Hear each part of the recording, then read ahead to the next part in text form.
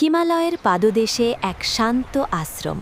সেখানে বাস করতেন এক ঋষি দম্পতি, মৃকণ্ডু মুনি ও তার স্ত্রী। তাদের জীবনের একটাই দুঃখ, তাদের কোনো সন্তান নেই। বছরের পর বছর তারা তপস্যা করলেন। শেষে স্বয়ং ভগবান শিব তাদের সামনে আবির্ভূত হলেন। শিব বললেন, আমি তোমাদের দুটি আশীর্বাদ দিতে পারি। একজন সন্তান দীর্ঘায়ু হবে, কিন্তু ঈশ্বর ভক্ত নয়।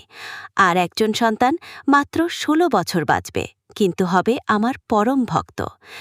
ঋষি মৃকণ্ডু এক মুহূর্তও দেরি করলেন না। তিনি বললেন, আমরা সেই সন্তানই চাই যে অল্প সময় বাঁচলেও আপনার নামেই বাঁচবে। এভাবেই জন্ম নিল এক বালক, নাম তার মার্কণ্ডেয়। শৈশব থেকেই সে আলাদা। খেলাধুলার বদলে সে করত শিবের পূজা। তার কণ্ঠে সারাক্ষণ ধ্বনিত হতো ওম নমঃ শিবায়। কিন্তু তার বাবা মা জানতেন এক ভয়ঙ্কর সত্য, 16 বছর পূর্ণ হলেই এই শিশুকে নিয়ে যাবে মৃত্যু। দিন গুনতে গুনতে সেই দিন এসে গেল, মার্কণ্ডের 16তম জন্মদিন। আকাশ হঠাৎ অন্ধকার হয়ে গেল, বাতাস ভারী হয়ে উঠল, আর দূরে দেখা গেল মহাভয়ঙ্কর রূপে যমরাজ। মৃকণ্ড মুনি কান্নায় ভেঙে পড়লেন। কিন্তু আশ্চর্য, মার্কণ্ডেয় একটুও ভয় পেল না। সে ছুটে গেল শিব মন্দিরে, শিবলিঙ্গকে 2 হাতে জড়িয়ে ধরে বলল, হে মহাদেব, আপনি ছাড়া আমার আর কেউ নেই। যমরাজ এগিয়ে এলেন। তিনি বললেন, বালক, তোমার সময় শেষ।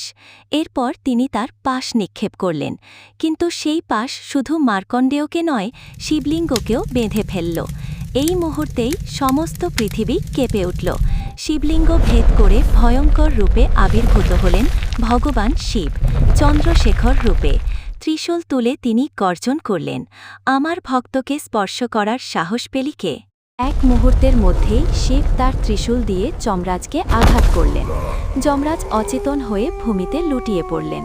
সারা জগতে হাহাকার শুরু হল, কারণ যমরাজ না থাকলে মৃত্যুর নিয়ম ভেঙে যাবে।